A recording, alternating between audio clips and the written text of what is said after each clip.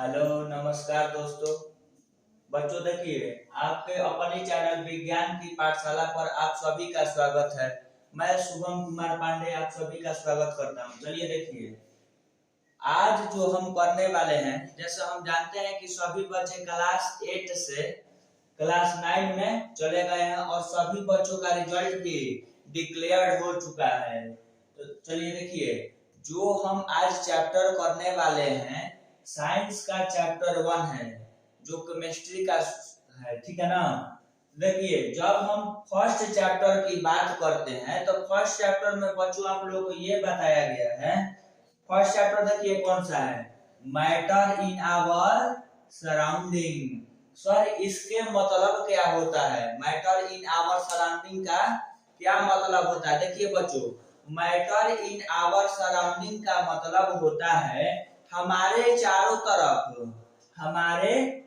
तरफ कौन कौन सी थिंग्स है उसके बारे में जब हमें नॉलेज मिलता है तो उसे मैटर इन आवर सराउंडिंग कहते हैं। देखिए, अगर कोई बच्चा हिंदी मीनिंग भी जानना चाहता है तो चलिए उन्हें बता दिया जाता है। देखिए, मैटर इन आवर सराउंडिंग का मतलब होता है हमारे चारों तरफ की पदार्थ।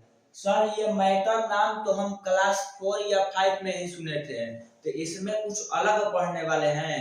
तो हाँ बच्चों देखिए, जैसे जैसे हायर क्लास में जाते हैं तो लेकिन बेसिक्स हमारा क्या होता जाता है, क्लियर होता जाता है। इसीलिए आप सभी लोगों को बताया भी जाता है कि बच्चों आप लोग अपने बेसिक स्टैंडर्ड को क्लियर करते चलिएगा। चलिए देखिए, आज का जो मेन टॉपिक है, हमें मैटर पर बात करना है कि सर ये मैटर आखिरकार होता क्या है और इसका जरूरत क्या है हमारे डेली लाइफ यूजेज में। देखिए बच्चों, जो मैटर है आप लोगों के लिए समझिए, मैटर क्या होता है, एनीथिंग हैविंग मास।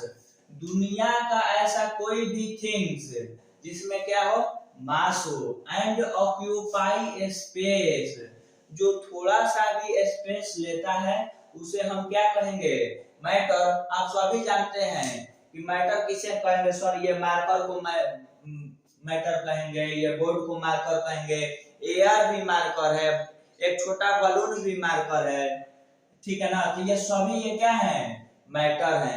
इतना आप लोग हमें उम्मीद है कि समझ चुके होंगे। अब देखिए, कैरेक्टरिस्टिक्स ऑफ मैटर। मैटर बनाया गया होगा तो उसका अपना कुछ ना कुछ क्या होगा, कैरेक्टरिस्टिक्स होगा, कुछ ना कुछ प्रॉपर्टीज होगा। तो चलिए देखिए, मैटर के कैरेक्टरिस्टिक्स को समझते हैं। लिखा है, matter is made of large number of tiny particles. Sir tiny particles के मतलब क्या होता है? जैसे देखिए, दुनिया का जितना नॉन लिविंग थिंग्स होता है, कैसा थिंग्स, नॉन लिविंग थिंग्स, जो नॉन लिविंग थिंग्स होते हैं वो सभी एटम से मिलकर बने होते हैं। तो क्या सर जो मैटर होता है लिविंग है या नॉन लिविंग? तो देखिए, मैटर दोनों हो सकता है, लेकिन ये जो केमिस्ट्री आता है वो नेचुरल साइंस के अंतर्गत आता है। किस साइंस के अंतर्गत आता है? नेचुरल साइंस का। हम लोग नेचुरल साइंस में नॉन लिविंग थिंग की बात करते हैं। तो देखिए, नॉन लिविंग थिंग्स दुनिया में जितना एग्जिस्ट करता है वो सब एटम से मिलकर बने होते हैं। तो सर ये देखिए, ओल्ड साइंटिस्ट कहते थे कि जो मैटर है only made up of matter, लेकिन मॉडर्न साइंटिस्ट जैसे हैं उन्होंने बताया कि जो एटम भी है उसके टीनी पार्टिकल्स, 3 टीनी पार्टिकल्स होते हैं जिन्हें हम इलेक्ट्रॉन, प्रोटॉन और न्यूट्रॉन के नाम से जानते हैं। इतना समझने में आप लोगों को कोई प्रॉब्लम नहीं होगा। चलिए दूसरा पॉइंट समझते हैं, कैरेक्टरिस्टिक्स ऑफ मैटर के। The particles of matter are constantly moving. Sir ये कॉन्स्टेंटली मूविंग क्या होगा? जब आप लोगों को डिफ्यूजन या ब्राउनियन मूवमेंट पढ़ाया जाएगा उस समय बताया जाएगा कि ये कॉन्स्टेंटली मूविंग के मतलब क्या होता है। जैसे हम लोग एयर को देखते हैं, किसको देखते हैं, एयर वन प्लेस से अनदर प्लेस क्या करता रहता है, मूविंग करते रहता है। या सर सॉलिड में भी मूविंग होता है? हाँ बच्चों, सॉलिड में भी क्या होता है, मोशन होता है। लिक्विड में आप लोग मोशन देख ही चुके हैं। पानी को आप लोग क्या कीजिएगा, मान लीजिए ये पानी का ड्रॉपलेट्स है, ये कहीं सरफेस पर गिरा हुआ है, आप लोग हम लोग बचपन में क्या करते थे, ऐसे अंगुली से कर देते थे तो इधर आ जाता था, नहीं। इससे क्या पता चलता है कि ये मोशन पार्टिकल्स के अंदर होता है। दूसरा थर्ड पॉइंट क्या है, the particles of matter attract each other. The particles of matter attract each other का मतलब होता है, देखिए समझते रहिएगा सर। ये देखिए, ये मान लीजिए कि ये सॉलिड है, सॉलिड देखिए क्या होते हैं, ये बहुत ज्यादा डेंस होते हैं। ये सर डेंस बाद में बताएंगे आप लोग। चलिए देखिए, ये देखिए ये सॉलिड के पार्टिकल्स होते हैं। लिक्विड के पार्टिकल्स थोड़ा सा डिस्टेंस पर होंगे, और गैस का ऐसे ऐसे बना दिया जाएगा, ठीक है ना। तो कोई भी आप लोग से पूछे कि अट्रैक्शन का फोर्स सबसे ज्यादा मैक्सिमम किसमें होता है, तो सॉलिड में होगा। किसमें ज्यादा अट्रैक्शन का फोर्स होगा, सॉलिड में। लिक्विड में मॉडरेट, और मिनिमम किसमें, तो गैस में होगा। सर इतना आप लोग समझ पाए, अट्रैक्शन का फोर्स समझ पाए। देखिए दुनिया का कोई भी पार्टिकल्स एक दूसरे को अट्रैक्ट किया हुआ रहता है, ठीक है ना, आकर्षित किया हुआ रहता है। फोर्थ प्रॉपर्टी में आप लोग को लिखवाया गया है, between the particles of matter space is present. तो कोई भी पूछेगा कि सबसे ज्यादा स्पेस किसके पास होता है, तो हम सभी जानते हैं गैस में होता है। मॉडरेट किस में होता है, लिक्विड में। सबसे कम किस में होता है, सॉलिड में। इतना आप लोग समझ पाए। सर इसको हम लोग देख कैसे पाएंगे, चलिए देखिए, हम मान लीजिए यहाँ पर एयर ब्लो कर रहा है, एयर तो सभी जगह एयर ब्लो करता है। चलिए देखिए यहाँ पर एयर ब्लो कर रहा है, तो अपने हाथ को ऐसे कर पा रहे हैं। अगर आप लोग को पानी में दिया जाए तो यहाँ पर देखिए बहुत तेजी से आप लोग हाथ ऐसे ऐसे कर पा रहे हैं, लेकिन जैसे ही आप लोग वाटर लेंगे, वाटर में ऐसे ऐसे हाथ कीजिए तो थोड़ा स्लो होगा। क्या आप मार्कर के अंदर हाथ डालकर ऐसे ऐसे कर सकते हैं, नहीं।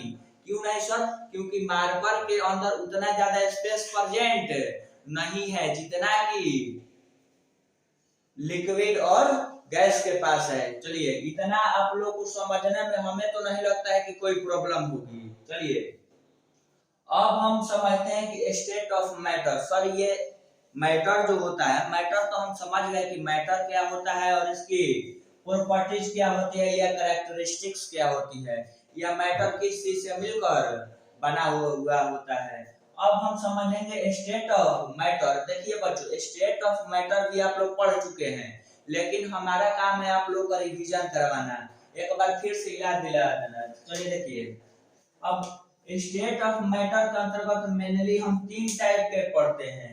जब आप 11th या 12th क्लास में पढ़िएगा तो इसके नेक्स्ट मिलेगा अदर स्टेट ऑफ मैटर। तो सर स्टेट का कितना स्टेट ऑफ मैटर हो सकते हैं, बेसिकली तो हम लोग अभी तीन ही पढ़ेंगे। कौन कौन सा, सॉलिड, लिक्विड, गैस। कितने स्टेट ऑफ मैटर होते हैं, तो 3। फिर से बोलिएगा लोग, सॉलिड, लिक्विड, गैस।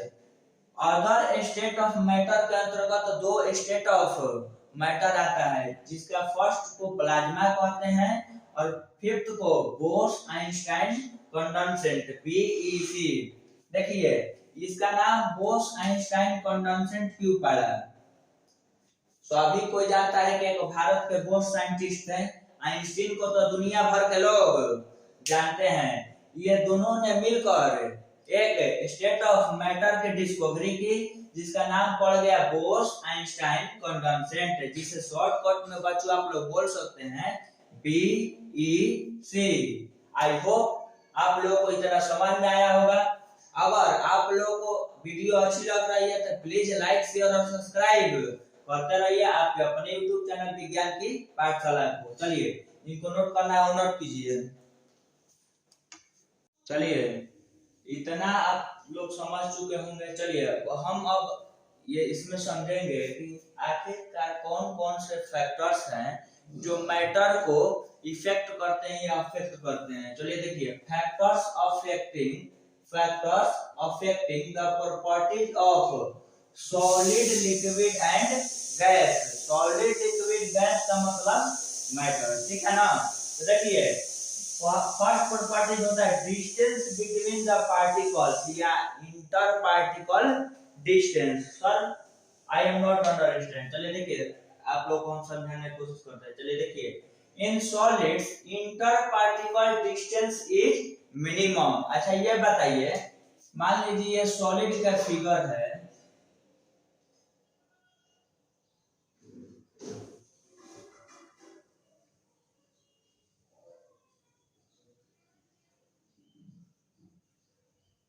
ये सॉलिड है, ये क्या है बच्चों, सॉलिड है। ये देखिए ये लिक्विड है,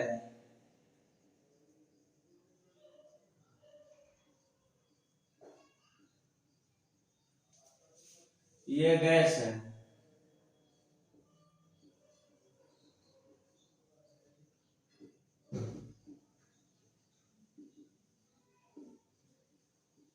हम लिखवाएं आप लोगों के लिए, in solids inter particle distance is minimum. देखिए सॉलिड के अंदर जो इंटर पार्टिकल डिस्टेंस है बहुत मिनिमम है, बहुत ज्यादा कम है। क्यों? क्योंकि ये लिक्विड के कंपैरिजन में, देखिए लिक्विड में थोड़ा सा इंटर पार्टिकल डिस्टेंस है। जैसे एग्जांपल सपोज समझिएगा कि हम लोग वाटर में शुगर को डिजोल्व कर सकते हैं, क्या सॉलिड में हम लोग शुगर को डिजोल्व कर सकते हैं? क्या हम मान लीजिए बोर्ड पर चीनी को रख देते हैं, चीनी गायब होता है? तो नहीं होता है। इसीलिए हम बोलते हैं कि जो सॉलिड होता है उसके अंदर इंटर पार्टिकल डिस्टेंस जो होता है तीनों के कंपेयर में सबसे कम किसके पास होता है? सॉलिड के पास होता है। And in gases inter particle distance is maximum. तो देखिए गैसेज के पास क्या है? इंटर पार्टिकल डिस्टेंस मैक्सिमम है। एंड जो मॉडरेट होता है किसके पास होता है? लिक्विड में। तो आप लोगों से कोई भी अगर ये पूछे तो आप लोग बता सकते हैं ना कि इंटर पार्टिकल डिस्टेंस मैक्सिमम कहाँ होगा? तो सॉलिड में। मिनिमम कहाँ होगा? तो लिक्विड में। मॉडरेट कहाँ होगा? तो गैस। मॉडरेट कहाँ होगा? तो लिक्विड में। और मिनिमम कहाँ होगा? तो गैस में। समझ में आया आप लोगों को? और चलिए आप लोग जब इतना समझ चुके हैं तो देखिए अब एक और फैक्टर्स होता है, अट्रैक्शन बिटवीन द पार्टिकल्स। तो आप लोग इतना ही जब समझ चुके हैं कि डिस्टेंस बिटवीन द पार्टिकल्स या इंटर पार्टिकल डिस्टेंस, जिसके पास डिस्टेंस कम होगा या डिस्टेंस मिनिमम होगा, कैसा होगा? मिनिमम होगा, तो उसके पास अट्रैक्शन का फोर्स मैक्सिमम होगा। तो सबसे ज्यादा अट्रैक्शन का फोर्स किसके पास होता है? सॉलिड के पास। सॉलिड के पास मैक्सिमम। सॉलिड के पास कैसा होगा? तो मैक्सिमम होगा, ठीक है। और मिनिमम कहाँ होगा? लिक्विड। मिनिमम गैस के पास और मॉडरेट लिक्विड के पास। आप लोग इतना समझ पाए होंगे। चलिए देखिए अट्रैक्शन का फोर्स बेसिकली इस पर ही डिपेंड है, इंटर पार्टिकल डिस्टेंस पर। जिसको इंटर पार्टिकल डिस्टेंस अच्छे से समझ में आ गया होगा उसे अट्रैक्शन बिटवीन द पार्टिकल्स में कोई कंफ्यूजन नहीं होना चाहिए। चलिए बच्चों अब हम समझते हैं काइनेटिक एनर्जी। देखिए ये भी बहुत इजी है। देखिए काइनेटिक एनर्जी होता क्या है? The kinetic energy is maximum in gases. जो ज्यादा चलेगा उसके पास ज्यादा काइनेटिक एनर्जी होगा। अच्छा बताइए सबसे ज्यादा मूव कौन करेगा? मूविंग कैपेसिटी किसके पास ज्यादा होगा? तो सर गैस के पास। तो गैस के पास काइनेटिक एनर्जी क्या होगा? ज्यादा होगा। उसके मॉडरेट किसके पास होता है? लिक्विड के पास। मिनिमम किसके पास होगा? तो सॉलिड के पास। यही तीन फैक्टर्स हैं जो सॉलिड, लिक्विड एंड गैस को अफेक्ट करते हैं। आप लोग समझ पाए होंगे। फर्स्ट क्या है? फिर से रिपीट कीजिए। डिस्टेंस बिटवीन द पार्टिकल्स या इंटर पार्टिकल डिस्टेंस। सेकंड क्या होता है? Attraction between the particles. और थर्ड क्या होता है?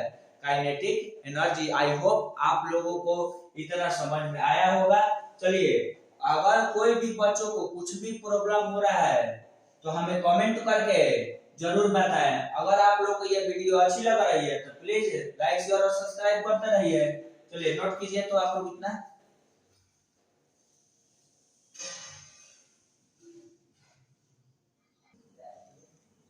आई होप आप लोग इतना नोट कर चुके होंगे factor affecting the solid, liquid and gas. चलिए देखिए अब हम एक एक करके तीनों के प्रॉपर्टीज को समझेंगे कि सॉलिड्स क्या होते हैं, लिक्विड्स क्या होते हैं और गैसेस क्या होते हैं।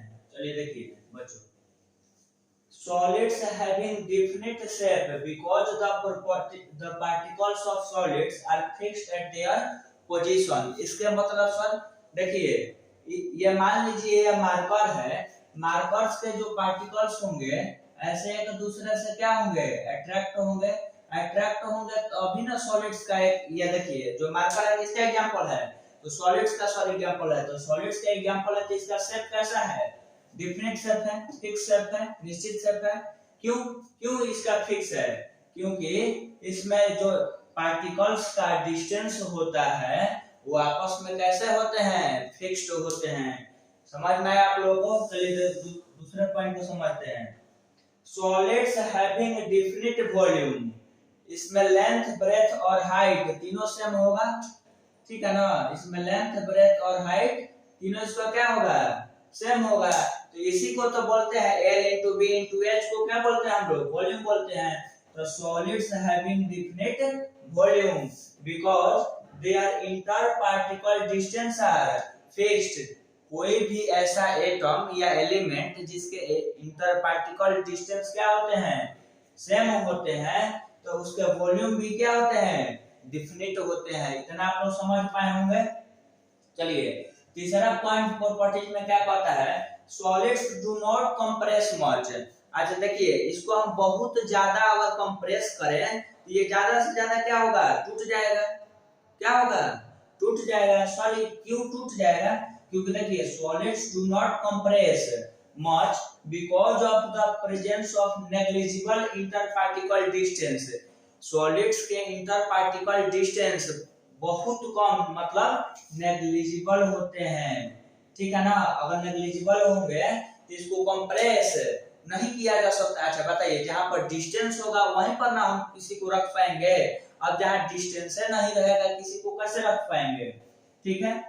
Solids having high value of density, solids का, चलिए आप लोग हम डेंसिटी समझाते हैं। चलिए देखिए यहाँ पर डेंसिटी समझाएंगे, यहाँ पर डेंसिटी बार बार यूज हो रही है। Solids having high value of density, solids का जो है बहुत ज्यादा डेंसिटी होता है because of the presence of less inter particle distance. मतलब जो डेंसिटी है इंटर पार्टिकल डिस्टेंस पर क्या करती है, डिपेंड करती है। अगर हम इंटर पार्टिकल डिस्टेंस को बढ़ाते हैं तो डेंसिटी भी बढ़ेगा, अगर इंटर पार्टिकल डिस्टेंस को घटाते हैं तो डेंसिटी भी बढ़ती है। समझ में आया। चलिए देखिए, a solid does not fill the container. Sir इसका मतलब आप लोग देखे होंगे, हम एक ग्लास लेते हैं, ग्लास में वाटर को डालते हैं, तो वाटर जो होता है उसके चारों तरफ कंटेनर को क्या कर देता है, फिल करता है। लेकिन हम एक मार्कर को ग्लास के अंदर या एक पेन को ग्लास के अंदर डालते हैं तो क्या वो पूरा उसके चारों तरफ फिल कर पाएगा, तो नहीं। तो इसलिए यहाँ पर लिखा है a solid does not fill the container, कोई भी सॉलिड कंटेनर को फिल नहीं कर पाएगा completely because the attraction force present between the particles is higher। इसके जो इंटर पार्टिकल डिस्टेंस होते हैं बहुत ज्यादा क्या होते हैं, हाई होते हैं, जिसके कारण हम इसे फिल नहीं कर पाते हैं कोई भी कंटेनर को। इतना समझने में आप लोगों को कोई प्रॉब्लम नहीं हुआ होगा। जब इतना समझने में आप लोगों को कोई प्रॉब्लम नहीं हुआ है तो प्लीज आप लोग इसे क्या कर सकते हैं, तो नोट कीजिए। आई होप आप लोग प्रॉपर्टीज ऑफ सॉलिड्स को समझ चुके होंगे। चलिए अब जो हम नेक्स्ट करने वाले हैं important points about solids. Sir इसमें हम क्या सीखेंगे, जैसे हम लोग देखते हैं कि जितने सॉलिड्स होते हैं उनका डिफिनिट शेप होता है। जैसे एग्जांपल फॉर मान लीजिए ये बोर्ड का कैसा शेप है, सॉलिड शेप है, डिफिनिट शेप है।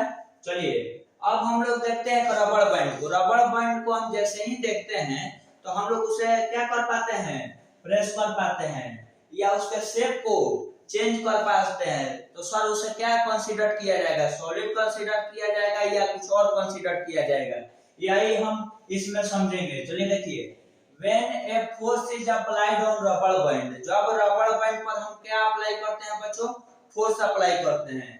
जब हम रबड़ बैंड पर फोर्स अप्लाई करते हैं तो वो कंप्रेस हो जाता है। क्या हो जाता है, कंप्रेस हो जाता है। But on removal of force, लेकिन जब हम उस पर क्या हटाते हैं, फोर्स को हटा देते हैं, it acquire its original position, फिर वो जैसा शेप का था वैसा ही बन जाता है।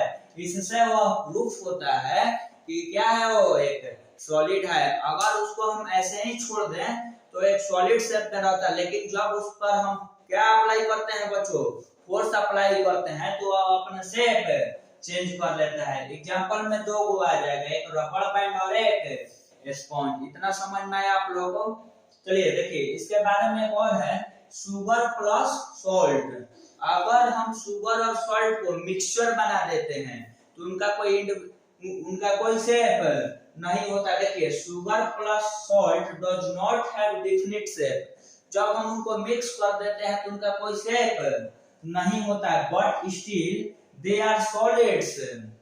लेकिन वो क्या होते हैं बच्चों, सॉलिड्स। आप लोगों को सॉलिड में बता दिया गया है कि सॉलिड्स का एक डेफिनिट शेप होगा। कोई भी ऐसा शेप सॉलिड कहेंगे जब उसका डेफिनिट हो, ठीक है। Because of their individual crystal, हम एक एक क्रिस्टल की बात करें।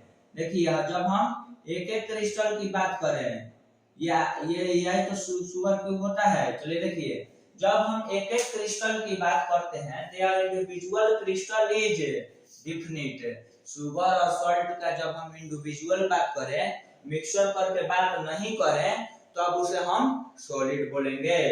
अब हम स्पंज वाला पहले समझ चुके हैं, एक बार फिर से उसे देख लेते हैं। चलिए देखिए लिखा है if we compress the sponge. जब हम स्पंज को क्या करते हैं, कंप्रेस करते हैं बच्चों, ठीक है, उस पर फोर्स अप्लाई करते हैं। If we compress the sponge then sponge is compressed. Sponge क्या हो जाता है, कंप्रेस। आप लोग सभी लोग देखे होंगे कि जब हम लोग क्या करते हैं, सोफा के ऊपर बैठते हैं, सोफा स्पंज वाला होना चाहिए, तो अंदर चला जाता है, मतलब नीचे चला जाता है। जैसे ही हम उस पर खड़े हो जाते हैं तो फिर ऊपर उठ जाता है, ठीक है ना। And it is considered as a solid. उसे क्या कंसीडर किया जाता है, सॉलिड। क्यों कंसीडर किया जाता है कि जब तक एक्सटर्नल फोर्स कोई अप्लाई नहीं होता है तब तक वो अपने शेप में कोई चेंजेस नहीं करता है। आखिर सर ये स्पंज में होता क्यों है, ये समझिए। Its compressibility is due to the presence of force in its structure. हम जानते हैं कि जो स्पंज होते हैं उनके स्ट्रक्चर में क्या प्रेजेंट होते हैं, फोर्स प्रेजेंट होते हैं, फोर्स प्रेजेंट होते हैं। अब फोर्स के अंदर क्या भरा हुआ होता है, तो एयर भरा हुआ होता है। एयर फिल होता है नहीं, जैसे ही हम बढ़ते हैं एयर बाहर निकलता है और स्पंज नीचे की तरफ जाता है, और फिर जैसे ही हम उठता है उसके अंदर फिर एयर चला जाता है और फिर वो उठ जाता है। इतना समझने में आप लोगों को कोई प्रॉब्लम नहीं हुआ होगा। हम आशा करते हैं कि आप लोगों को ये सभी समझ में आया होगा। अब हम जो नेक्स्ट लेक्चर करेंगे उसमें properties of a liquid and properties of A gases के बारे में जानेंगे। तो चलिए इस लेक्चर में बच्चों हम लोग इतना ही समझेंगे। अगर आप लोगों को ये वीडियो अच्छी लग रही है तो प्लीज लाइक शेयर और सब्सक्राइब करते रहिए।